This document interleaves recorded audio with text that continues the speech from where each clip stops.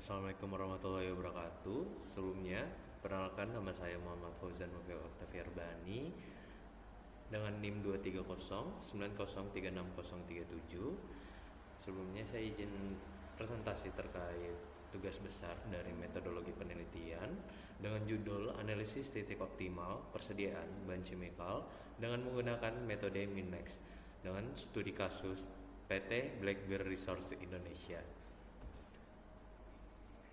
Baik, selanjutnya ada topik pembahasan. Pada presentasi kali ini ada beberapa topik bahasan yang saya bawakan, yaitu yang pertama latar belakang, rumusan masalah, tujuan penelitian, batasan masalah dan asumsi penelitian, tinjauan pustaka dan penelitian terdahulu, lokasi penelitian, waktu penelitian, tahapan penelitian, diagram alir, dan juga jadwal kegiatan penelitian. Baik, yang kedua ada latar belakang. Pada latar belakang kali ini saya susun dengan piramida terbalik, yaitu ada gambaran umum untuk pertama, lalu ada kondisi aktual di lapangan, lalu ada kajian terdahulu, gap penelitian, arah dan tujuan penelitian. Untuk di studi kasus kali ini, latar belakangnya, pengendalian persediaan merupakan aspek penting dalam menjaga kelancaran operasional perusahaan manufaktur, khususnya industri kimia. PT Blackbear Resources Indonesia sebagai perusahaan produsen amonium nitrat menggunakan berbagai bahan kimikal untuk mendukung proses pengolahan air atau water treatment plant mereka. Berdasarkan hasil observasi, ditemukan bahwa nilai minimum dan maksimum persediaan pada sistem SAP belum sepenuhnya sesuai dengan kebutuhan aktual, sehingga berpotensi menyebabkan overstock maupun stock out. Kondisi tersebut dapat meningkatkan biaya penyimpanan serta mengganggu kelancaran proses produksi. Beberapa penelitian terdahulu menunjukkan bahwa metode MinMax mampu mengoptimalkan pengendalian persediaan dengan menekankan biaya inventory dan meminimalkan resiko kekurangan maupun kelebihan stok. Namun, penelitian terkait penerapan metode MinMax pada pengendalian persediaan bahan kimikal di industri amonium nitrat masih terbatas. Oleh karena itu, penelitian ini dilakukan untuk menentukan titik optimal persediaan bahan kimikal menggunakan metode MinMax pada PT Blackbear Resources Indonesia guna meningkatkan efisiensi pengelolaan persediaan. Untuk rumusan masalah pada penelitian kali ini, yang pertama adalah bagaimana hasil perhitungan titik optimal, minimum dan maksimum persediaan bahan kimikal menggunakan metode MinMax berdasarkan data permintaan atau data historis pada tahun 2025. Lalu yang kedua, bagaimana perbandingan antara nilai MinMax pada sistem SAP dengan hasil perhitungan metode MinMax secara teoritis. Lalu yang ketiga adalah usulan perbaikan apa yang dapat diberikan untuk meningkatkan efisiensi biaya persediaan hingga biaya penyimpanan bahan kimikal. Pada tujuan penelitian kali ini, yang pertama itu ada untuk mengetahui nilai minimum dan maksimum persediaan bahan kimikal pada PT Blackbear Resources Indonesia. Lalu yang kedua, untuk mengetahui perbandingan nilai minimum dan maksimum antar metode MinMax dengan sistem SAP. Yang ketiga, untuk mengetahui usulan perbaikan yang harus dilakukan untuk meningkatkan efisiensi biaya persediaan maupun biaya penyimpanan bahan kimikal pada PT Blackbear Resources Indonesia. Lalu untuk batasan penelitian kali ini, yang pertama itu ada penelitian hanya dilakukan pada PT Blackbear Resources Indonesia. Lalu yang kedua, objek penelitian hanya 6 jenis kimikal, yaitu hidroklorik asid, sodium metabosulfit, antiskalan, eliminox, aktif bromin, dan sodium hidroksida. Lalu untuk asumsi penelitiannya ada satu, yaitu lead time yang diasumsikan tetap selama periode, serta harga bahan kimikal dianggap tetap selama periode penelitian.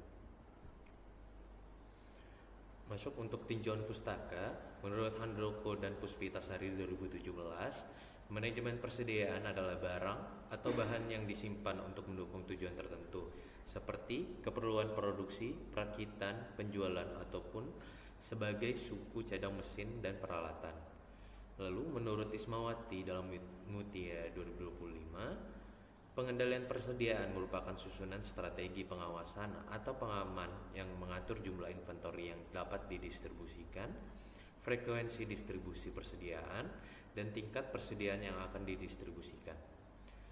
Selanjutnya, menurut Herjanto 2015, metode min-max merupakan metode pengendalian bahan baku yang didasarkan pada asumsi bahwa ketika jumlah persediaan telah melewati batas minimum dan mendekati tingkat safety stock atau persediaan pengaman, perusahaan perlu melakukan pemesanan ulang bahan baku. Lalu untuk menerapkan metode min-max sendiri perlu dihitung untuk safety stocknya.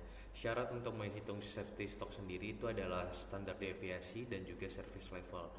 Untuk standar deviasi, menurut Ardianto Wardana 2025, ukuran standar deviasi merupakan ukuran statistik yang menunjukkan tingkat penyebaran data dari nilai rata-ratanya. Untuk persamaannya bisa dilihat. Lalu untuk service level merupakan tingkat kinerja sistem atau perusahaan dalam memenuhi kebutuhan dan permintaan konsumen. Itu menurut Syaputra dan kawan-kawan 2022. Untuk persamaannya juga bisa dilihat. Lalu selanjutnya ada penjelasan mengenai demand. Menurut Feni dan Astriati 2022, demand merupakan tingkat kebutuhan terhadap suatu barang atau bahan dalam jangka waktu tertentu yang digunakan untuk proses produksi atau pemenuhan kebutuhan konsumen. Lalu untuk lead time, menurut Sondak 2023, lead time merupakan waktu yang dibutuhkan mulai dari pemesanan bahan baku hingga dengan bahan baku tersebut diterima. Sedangkan menurut Perkasa 2026, permintaan dan lead time merupakan dua faktor yang penting yang mempengaruhi pengambilan keputusan dalam pengelolaan persediaan. Interaksi kedua faktor tersebut menjadi dasar dalam menentukan jumlah persediaan pengaman atau safety stock yang harus disediakan serta menetapkan titik pemesanan kembali atau reorder point agar ketersediaan barang tetap terjaga dan risiko kehabisan stok dapat diminimalkan. Lanjut untuk menurut Rozak dan Mahbuba 2022, safety stock merupakan persediaan tambahan yang disediakan oleh untuk mengantisipasi kemungkinan terjadinya kekurangan stok atau out of stock melalui tingkat pelayanan atau service level yang umum digunakan adalah 90% atau 95%. Service level 95% menunjukkan bahwa permintaan konsumen dapat dipenuhi dengan probabilitas 95%, sedangkan kemungkinan produk tidak tersedia sebesar 5%. Untuk persamaan safety stock itu nilai Z dikali dengan standar deviasi dikali dengan akar lead time. Lalu sama dengan menurut Rozak dan Mahbubah 2022, minimum stok merupakan jumlah persediaan yang dibutuhkan selama masa tunggu pemesanan pembelian yang dihitung dari hasil perkalian antara waktu pemesanan dalam periode bulan dengan rata-rata pemakaian per bulan, kemudian ditambahkan dengan persediaan pengaman. Untuk persamaannya sendiri itu rata-rata per bulan atau demand rata-rata per bulan dikali dengan lead time lalu ditambah dengan safety stock. Untuk maksimum stoknya menurut dari Rozak dan Mahbubah 2022, maksimum stok merupakan jumlah persediaan tertinggi yang diperbolehkan untuk disimpan, yaitu sebesar kebutuhan selama 2 kali waktu pemesanan. Nilai tersebut diperoleh dari hasil perkalian antara 2 kali waktu pesanan dengan rata-rata pemakaian selama 1 bulan ditambah dengan safety stock.